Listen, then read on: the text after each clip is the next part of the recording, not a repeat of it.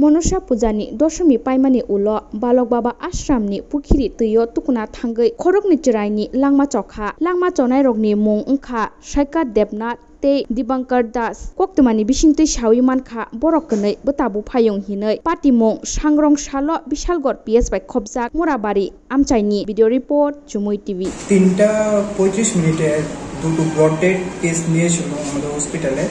নাম হলো সৈকত দেবনাথ, একজনের বয়স 15, আরেকজনের নাম হলো দিবাকর দাস 14 ইয়ার্স। তারা ভাই, মামাতো মশাতো ভাই। তারা ওই পুকুরের মধ্যে স্নান করতে গিয়েছিল, তখন একসাথে জলে ডুবে মারা গেল।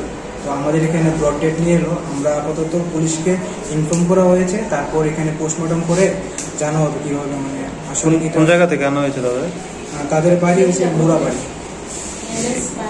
এখানে আসার পর মৃত্যু হয়েছে না আগে মারা গিয়েছে?